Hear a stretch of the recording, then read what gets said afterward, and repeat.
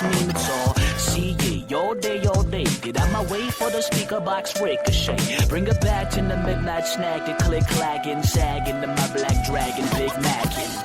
Tell me if it's boom bappin', Phil Jackson up the syntax hits, chin jacking cats that's distracting happen right now with fist to face action. But in actuality, I ain't asking, protecting my land with gats and ski masking. Harassment, justice, and peace, no beat show with dope freestyles, my passion. The boombox is playing my song all along the boondocks and later Hong Kong, from the Congo jungle and back to Compton with the rockin' and rock on. The boombox is playing my song all along the boondocks and later Hong Kong, from the Congo jungle and back to Compton with the rockin' and rock on. Yo, peace to my people, Ciroc domes and Shane Brandon of Sack Fash, Max One blow your brain in the beautiful cuts of Wise One Wonder Boy, yeah. Bus motion plus bus, bring the noise. Verbose coming through, spitting Indian raps to this. Bemidji, Minnesota, syntax Minneapolis. Pump your fist up in the air like this. Punks get dissed, y'all ain't prepared like this. Paranormal Manual promoting encore, linking up with Superman when I'm out on tour. 2,000 crows, facts and 14 soundtracks, no smoke screens, both raps are so clean. Gosh darn it, bombarded R. Thomas. DJ Bobby told the cops coming. Res official here to keep you safe from evil. Says static Play-Doh, stay gold to my people. Boombox. The boombox is playing my song all along the boondocks and later Hong Kong, from the Congo jungle and back to Compton with me rockin' and rock on. The boombox is playing my song all along the boondocks and later Hong Kong, from the Congo jungle and back to Compton with me rockin' and rock on. The boombox is playing my song all along the boondocks and later Hong Kong, from the Congo jungle and back to Compton with me rockin' and rock on. The boombox is playing my song all along the boondocks and later Hong Kong, from the Congo jungle and back to Compton with me rockin' and rock on. I'll take him on right here in the center of the ring. There won't be any other matches tonight because I will beat his rear end until the sun comes up, brother. I'm so sick of this dude. I want it over and all. I want it done once and for all, brother. It's hour number 2 of the Doug Stewart Show, baby. Let's go.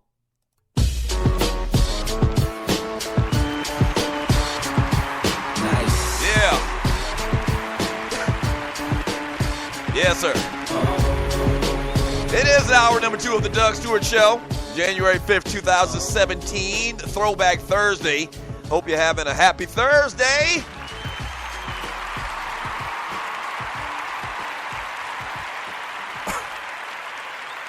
Hope you're having a happy Thursday, man. Thank you for tuning into the show. Very interesting conversation in the chat room about the 80s. From Coop. He says, guys dancing with each other. Bro McDowell, 80s was the androgyny decade. Today is no comparison. And you know what? And to be honest with you, and it's funny, like I always rail, and I have been railing about how, bad it is, this new generation, some of the things they do, some of the trends, the styles, the fashion or whatever, man. But to be honest with you, my man, Bro McDowell, is 100% right. And now that I think about it, man, like today is really nothing compared to the 80s, man, when Prince was on top. Like Prince had proteges. Let me look up Prince proteges. Like you remember Gus Johnson? Even to be honest with you, Morris Day in the Time. Like all of them had long Jerry curls, man, and they wore makeup and eyeliner. Like what the hell was going on? You know what I'm saying? Like what was going on? Now that we look back at it, we're like really? What was going on? Like, why did that become so prominent? And you have to blame Prince. Now, Prince is a phenomenal artist, but all of that stuff and the popularity of those groups, they were very talented. Like, that whole clique, like Prince's whole clique. And I'm looking at this little article right now. Look back at Prince's proteges. So they got, like, Vanity 6. Like, even Vanity 6, like Prince and Vanity 6 and Sheila E. and all of them, they could have wore the same damn, they could have, basically had the same damn closet.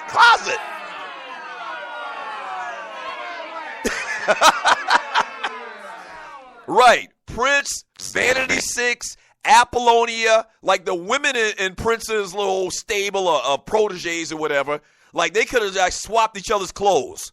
Right. Prince wore all that frilly stuff. Charlie Murphy and them cats, they talk about how funny it was to them. And when you really think about it, man, back, 30 years after the fact, like, really?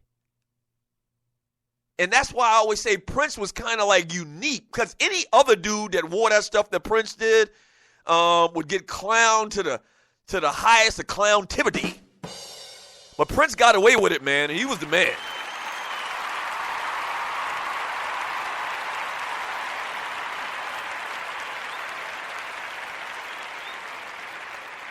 Nah, LD from the D. You must be young, LD from the D. He says, Gus Johnson, the commentator from Detroit.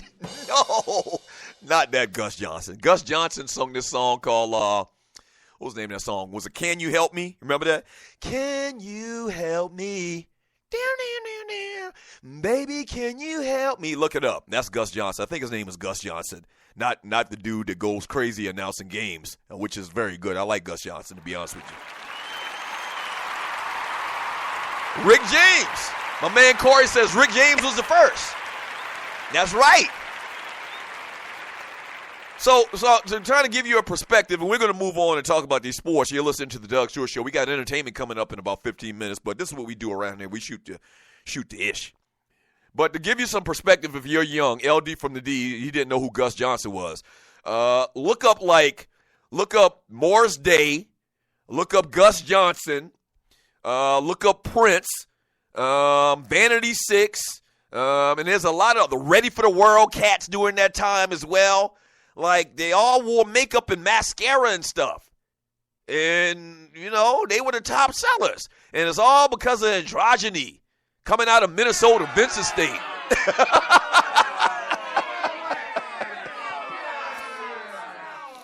Stoney Jackson, my man Sidney Stoney Jackson. He says dudes in the 80s dressed like pirates and vampires. He's right. He's right. This documentary that I'm watching, Hip Hop Evolution, in which I haven't even watched it in a couple days. That's what happens with streaming, man. You just forget about something because you can go back and watch it any time. But like they, the episode that I was on was like episode 4, I think it is, and they had moved on into the into where West Coast hip hop became big. And man, to go back and look at DJ Yella and Dr. Dre and the World Class Wrecking Crew, and they wore leather this and rhinestones and cowboy boots. Even the East Coast cats, African Bambaataa, and all of those crews. They're very early rappers. Like, rap been around. This is something else I really didn't know. Like, rap's been around, can be documented like till 19. I think the first like hip hop scene was like 1973. So I thought it was like 1979 or whatever. Very interesting documentary. You need to check it out. But like African Bambaataa and all of the rappers like in the early 70s, like that's how they dressed. They wore, just like Eddie Murphy dressed for his concerts when he did Delirious with the leather outfits on and whatever and the cowboy boots. Like they were very flashy, very feminine dressing, I guess you could say. But that was what they did. And then Run DMC basically came in and ushered in the hip-hop b-boy wear, the Adidas with no shoestrings and, gold chains or whatever. And it was funny, and you're listening to the Doug Stewart Show. It's a documentary, so I'm telling you, I'm not spoiling nothing for you. It's funny, two things that were very, very funny. One was that Rapper's Delight, when it came out, all of the rappers that had been rapping before, they hated Rapper's Delight by the Sugar Hill Gang. Like Big Bad Hank, they said stole like his whole verse.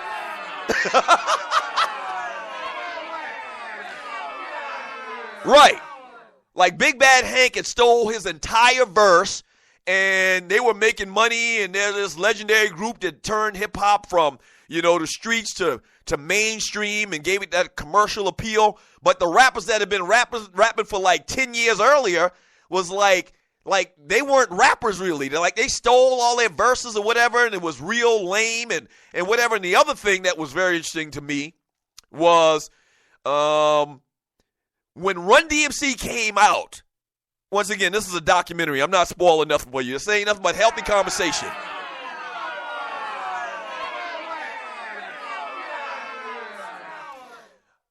Another thing that was very interesting was when Run DMC came out and it really blew up, like hip-hop really blew up and took it to the mainstream, and, you know, they did Aerosmith, Walk This Way, and this, that, and they were big as whatever, is they did an interview with Melly Mel, Grandmaster Flash and the Furious Five. They did an interview with Melly Mel, and they were like, how did y'all feel when Run DMC hit the scene and became so popular, and all they were wearing was sneakers and, you know, jeans and whatever stuff? And Melly Mel was like, man, we hated that shit. Right. Like, Melly Mel wasn't bashful about it. He was like, during the time, we were like, man, we are entertainers. We're stars. We dress like stars, and that's how stars dress. Like, they couldn't understand how Run DMC was so successful, and they dressed the way that they did.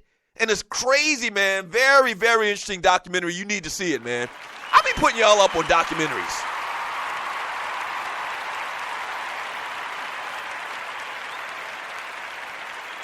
I'll be putting y'all up on the bomb documentaries. You're listening to the Doug Stewart Show. I put y'all up on 13th. I put y'all up on a lot of good documentaries around here, man. I watch good TV. I love a good documentary. But, yeah, they thought that Run DMC, that was the wackest thing ever, that you would perform with sneakers on. Like, we're stars. We're performers. I mean, we dress the part. How dare you disrespect hip-hop by wearing sneakers? Right. True story. You need to check it out. Real good stuff. Real good stuff. Real good stuff. All right, 404-382-0338. You can also email me at Doug@theDougStewartShow.com. Clay, it's hair gel Davis. He said Run DMC made Adidas a lot of money.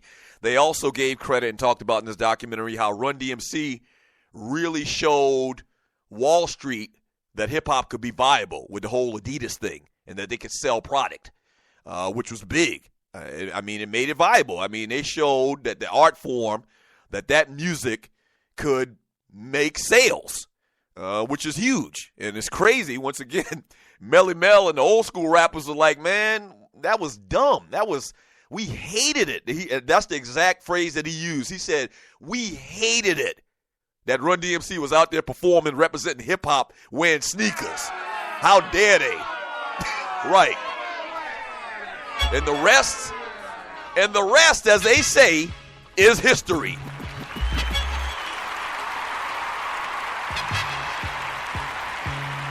Yeah. All right. When we get back from the break, man, we'll jump into some entertainment, birthdays, a couple little entertainment stories. Vivica Fox and 50 Cent in the news. The FLOTUS is in the news. Yeah. I mean, just doing what we do. Just doing what we do. I mean, we'll get to some sports. Not a lot of real interesting stories out there. So I'm just, chopping it up with my peoples, the Stewies. That's all. Back in 3 minutes. Don't go away.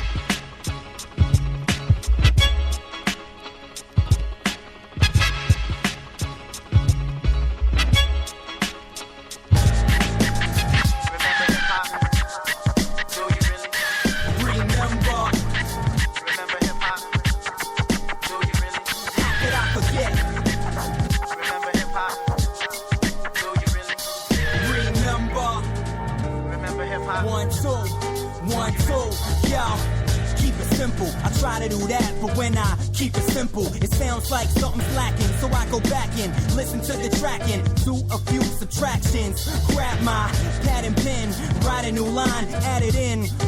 I can't say that again. I already rhymed this word with that word, so this time I gotta find a new way to flip it. Is it that serious? I don't know, but I'm not trying to kick a bunch of freestyle flows. I'm trying to grow as an artist, charisma and swagger, catch you off guard. I don't look like a rapper, take my picture. I'm not trying to look hard. I never been behind bars, never tag train yards with a marker. A spray can in hand, I'm an MC, y'all. I am who I am. To whom it may concern, back in the days, back in the days. You know what I'm saying? So why y'all keep on faking the funk? Back in the days. I'm going way back in the days. This goes out to anybody. Let's get back. Let's get back. friends first